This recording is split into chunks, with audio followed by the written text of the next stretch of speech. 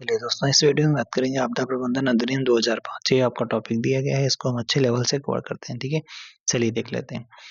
पहला अगर हम बात कर लेते हैं, इसकी पृष्ठभूमि देख लेते हैं, तो आपका 1999 के उड़ीसा सुपर साइक्लोन और 2001 के यानी 1999 में क्या आया था, उड़ीसा में सुपर साइक्लोन आया था।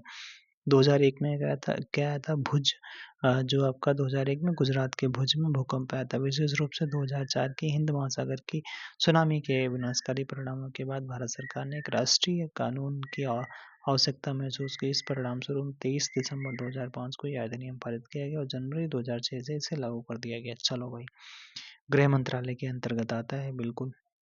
यह अधिनियम कैसा है, तो यह अधिनियम आपका कैसा हो जाता है, तो ये अधिनियम त्रिस्तरीय हो जाता है। ठीक है, एक राष्ट्रीय, एक राज्य और जिला स्तर पर हो जाता है। चलिए देख लेते हैं राष्ट्रीय स्तर पर। राष्ट्रीय स्तर पर एनडीएमए यानी नेशनल डिजास्टर मैनेजमेंट एक्ट यानी प्राधिकरण धारा 3 में आता है। धारा 3 में बोला गया प्रधानमंत्री इसके अध्यक्ष होते हैं। धारा 3 में आएगा भी ये, ठीक है, और प्रधानमंत्री इसके अध्यक्ष होते हैं। अधिकतम सदस्य 9 हो सकते हैं जिन्हें प्रधानमंत्री नियुक्त करते हैं। अधिकतम सदस्य कितने हो सकते हैं? 9। नियुक्त कौन करेगा? प्रधानमंत्री करेगा। ठीक है, अध्यक्ष कौन होता है? प्रधानमंत्री। कार्य क्या होगा? राष्ट्रीय स्तर पर नीतियां, योजनाएं और दिशा निर्देश बनाना। ठीक है, एनईसी राष्ट्रीय कार्यकारी समिति, इसको धारा 8 में बताया गया है। केंद्रीय गृह सचिव इसके अध्यक्ष होते हैं। इसका एनडीएमए की सहायता करना और राष्ट्रीय योजना को लागू करना। ठीक है, तो धारा 8 में क्या है? राष्ट्रीय कार्यकारी समिति, इसका अध्यक्ष कौन होता है? केंद्रीय गृह सचिव होता है। ठीक है, और एनडीएमए का अध्यक्ष कौन होता है? प्रधानमंत्री। प्रधानमंत्री जो है अधिकतम कितने लोग कर सकते हैं? 9 सदस्यों को उस नियुक्त करते हैं। ठीक है, चलो भाई आगे। राष्ट्रीय स्तर पर राज्य आपदा प्रबंधन जो है आपका धारा 14 में दिया गया है। इसके अध्यक्ष मुख्यमंत्री होते हैं। अधिकतर 9 सदस्य हो सकते हैं, 9 ऊपर भी थे, 9 नीचे भी। ठीक है, राज्य कार्यकारी समिति धारा 20 में, और राज्य का मुख्य सचिव इसका अध्यक्ष होता है। ठीक है भाई, चलो भाई अगला जिला स्तर पे देख लेते हैं। जिला आपदा प्रबंधन प्राधिकरण धारा 25 में दिया गया है, और जिला मजिस्ट्रेट इसका जो आपका अध्यक्ष होता है जिला कलेक्टर, जिला मजिस्ट्रेट कह सकते हैं, या जिला कलेक्टर या उपायुक्त हो सकता है। ठीक है, सह अध्यक्ष में कौन आएगा? इसमें भी है सह अध्यक्ष, ऊपर कहीं सह अध्यक्ष नहीं था। ठीक है, सह अध्यक्ष में कौन आएगा? स्थानीय प्राधिकरण का निर्वाचित प्रतिनिधि, जैसे जिला पंचायत अध्यक्ष। ठीक है, ये भैया ध्यान रखना है। ठीक है, यूपीएससी और यूपीपीएससी अक्सर फंसाता है। ठीक है, फंसाता है तो आपको फंसना नहीं है। स्थानीय प्राधिकरण का निर्वाचित प्रतिनिधि आएगा। स्थानीय प्राधिकरण का निर्वाचित प्रतिनिधि आएगा, सह अध्यक्ष होगा। ठीक है, जिला पंचायत अध्यक्ष जैसे इसका एग्जाम्पल हो जाएगा। चलो आगे देख लेते हैं। अगला है कुछ विशेष संस्थान। एनडीआरएफ जो है राष्ट्रीय आपदा प्रतिक्रिया बल, इसका धारा 44 में बताया गया है। अधिनियम की इस धारा के तहत आपका 2006 में एनडीआरएफ का गठन किया गया। दुनिया का सबसे बड़ा बल है जो विशेष रूप से आपदा प्रतिक्रिया के लिए समर्पित है। बहुत सही बात है। राष्ट्रीय आपदा प्रबंधन संस्थान जो है आपका, ये धारा 42 में बताया गया है। एनआईडीएम, ठीक है, नई दिल्ली में इसका हेडक्वार्टर है। और आपदा प्रबंधन के क्षेत्र में अनुसंधान, प्रशिक्षण और क्षमता निर्माण का कार्य करना। ठीक है, वित्तीय तंत्र देख लेते हैं। तो आपका एनडीआरएफ यानी नेशनल डिजास्टर रिस्पांस फंड है। ठीक है, धारा 46 में है। 46 में राष्ट्रीय आपदा प्रतिक्रिया कोष है। आपातकालीन राहत और बचाव कार्यों के लिए इसका प्रबंधन केंद्र सरकार करती है। ठीक है, एनडीएमएफ क्या है? राष्ट्रीय आपदा न्यूनीकरण कोष है। ठीक है, न्यूनीकरण कोष है। ये क्या हो जाता है? धारा 47 में बताया गया है। आपदाओं के जोखिम को कम करने, मिटिगेशन की परियोजनाओं के लिए राज्यों और जिलों के स्तर पर भी एसडीआरएफ और डीडीआरएफ बनाए गए हैं। ठीक है, धारा 47 में बताया गया है। ये राष्ट्रीय आपदा न्यूनीकरण कोष बनाया गया। ठीक है, चलो भाई अपराध एवं दंड देख लेते हैं। ठीक है, तो आपका अध्याय 10 और धारा 51 से 60 तक आपको रटे ही होने चाहिए। धारा 51 में आपको कैसे याद करोगे? यदि कोई व्यक्ति आपदा प्रबंधन अधिकारियों के कार्य में बाधा डालेगा तो 51 की धारा लगेगी और क्या हो जाएगा? 1 साल की जेल, और इससे जाल माल का नुकसान, और 2 साल भी हो सकता है। ठीक है, चलो, और 2 में क्या है? 2 साल की सजा हो जाएगी। और झूठा दावा करोगे करके राहत सामग्री या पैसा ऐंठना। ठीक है, झूठा दावा करोगे, 2 लोग होंगे तभी झूठा दावा करेंगे, ऐसे मान के चलो, याद कर लो। ठीक है, और 2 साल की सजा हो जाएगी। 54 में क्या है भाई साहब, 54 में हो जाता है कि झूठी चेतावनी या अफवाह फैलाना। 54 4 लोग होंगे, 4 लोग क्या अफवाह फैलाएंगे, 4 लोग क्या अफवाह फैलाएंगे, ऐसे याद कर लो 54 जिसमें दहशत फैल जाए, ठीक है, 1 साल की जेल हो जाएगी। और कोविड-19 के दौरान व्हाट्सएप पर अफवाह फैलाने वालों पर इसी धारा के तहत केस हुआ था, ठीक है, याद रखना भाई साहब। 54 की धारा 54 के द्वारा ऐसा केस हुआ था, 1 साल की सजा हुई थी। चलो भाई आगे, कोविड-19 और अधिनियम। भारतीय इतिहास में पहली बार कोविड-19 के दौरान पूरे देश में लॉकडाउन लगाने और दिशा निर्देश जारी करने के लिए आपदा प्रबंधन अधिनियम 2005 का ही इस्तेमाल किया गया था, ठीक है। 15 वित्त आयोग की सिफारिश से हाल ही में फंडामेंटल में बदलाव किया गया।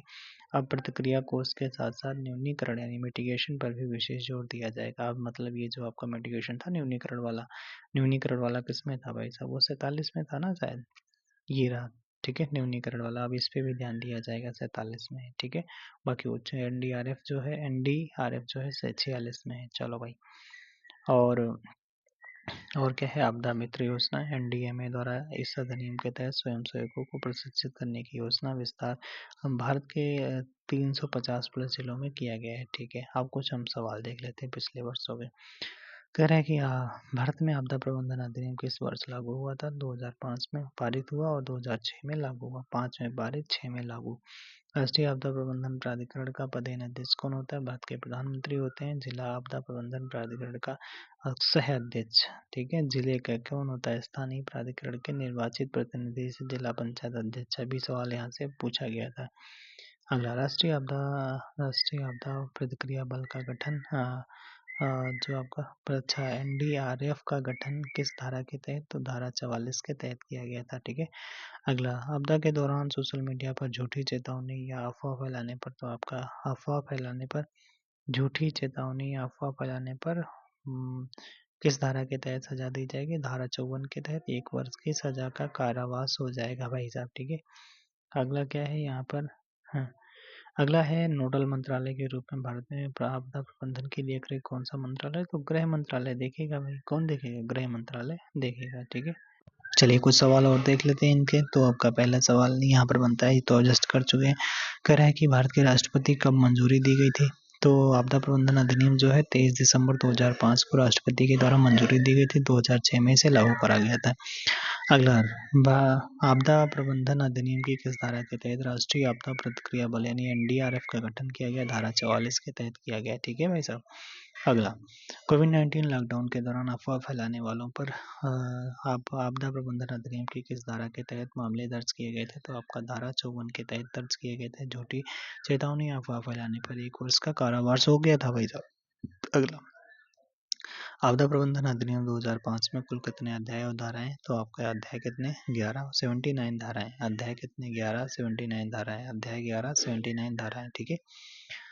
इस अधिनियम के तहत राष्ट्रीय कार्यकारी समिति का अध्यक्ष कौन होता है, मतलब अच्छा कौन होता है, केंद्रीय गृह सचिव होता है, ठीक है। चलो, राहत सामग्री या धन प्राप्त करने के लिए झूठा दावा करने पर किस धारा के तहत सजा का प्रावधान, धारा 52 के तहत अधिकतम 2 साल तक का कारावास या जुर्माना हो सकता है भाई साहब, ठीक है। चलो आगे, राष्ट्रीय आपदा प्रबंधन प्राधिकरण का पदेन अध्यक्ष कौन होता है, भारत के प्रधानमंत्री होते हैं। एनडीएमए में अध्यक्ष के अलावा और कितने सदस्य हो सकते हैं, 9 सदस्य हो सकते हैं, जिनकी नियुक्ति कौन करता है, प्रधानमंत्री द्वारा की जाती है। चलो आगे, जिला आपदा प्रबंधन प्राधिकरण का सह अध्यक्ष किसे नियुक्त किया जाता है, तो ये आपका स्थानीय प्राधिकरण के निर्वाचित प्रतिनिधि, ठीक है, जैसे आपका जिला पंचायत हो जाता है, ठीक है। चलो, और इसका अध्यक्ष कौन होता है, हमेशा जिला मजिस्ट्रेट या डीएम होता है। अगला सवाल यहाँ पर, भारत में आपदा प्रबंधन का नोडल मंत्रालय कौन सा, गृह मंत्रालय हो जाता है, ठीक है। भारत के प्रमुख आपदा एवं भूगोल देख लेते हैं। तो यहाँ पर कह रहा है भारत को कितने भूकंपीय जोनों में बांटा गया है, तो भारत के 4 भूकंपीय जोनों में बांटा गया।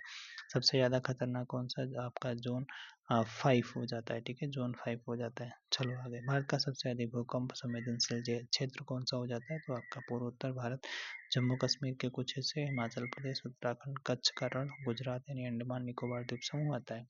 भोपाल गैस त्रास थी 2 से 3 दिसंबर। गैस कौन सी गैस थी, मिथाइल आइसोसाइनाइड गैस थी, ठीक है। भारत में सुनामी पूर्व चेतावनी प्रणाली कहाँ स्थापित की गई, तो इनकॉइस हैदराबाद में अक्टूबर 2007 में स्थापित किया गया था, ठीक है। अगला देख लेते हैं, भारत का पहला भारत का पहला राज्य कौन सा था जिसने केंद्र सरकार से पहले ही अपना राज्य आपदा प्रबंधन अधिनियम लागू कर दिया था? गुजरात। ठीक है, 2003 में इसका क्या आया था? 2003 में भुज के बाद इसने लागू कर दिया था गुजरात ने।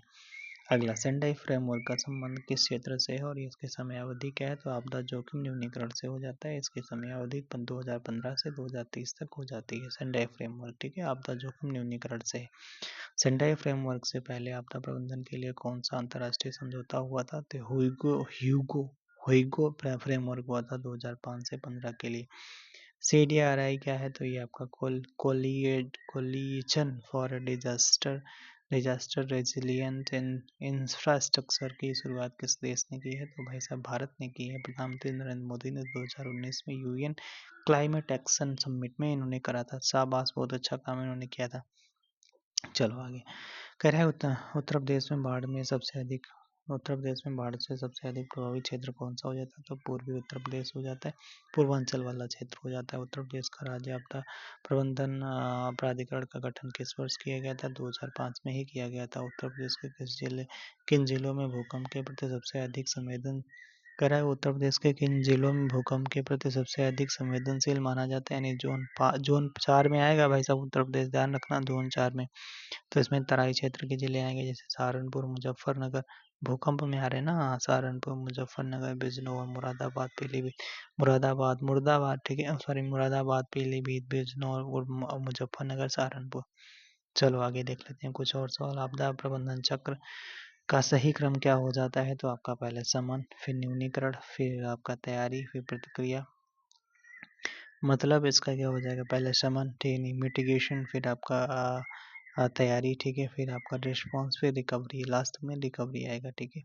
रेड रॉट जो एक प्रकार की जैविक आपदा किस फसल से? तो आपका गन्ना से संबंधित है। किस संस्था का द्वारा भारत में सूखा प्रवण क्षेत्रों का निर्धारण किया जाता है? तो कृषि एवं कल्याण मंत्रालय द्वारा किया जाता है, ठीक है। सूखा प्रवण वाला याद रखना भैया, सूखा जो है कृषि एवं किसान कल्याण मंत्रालय द्वारा किया जाता है।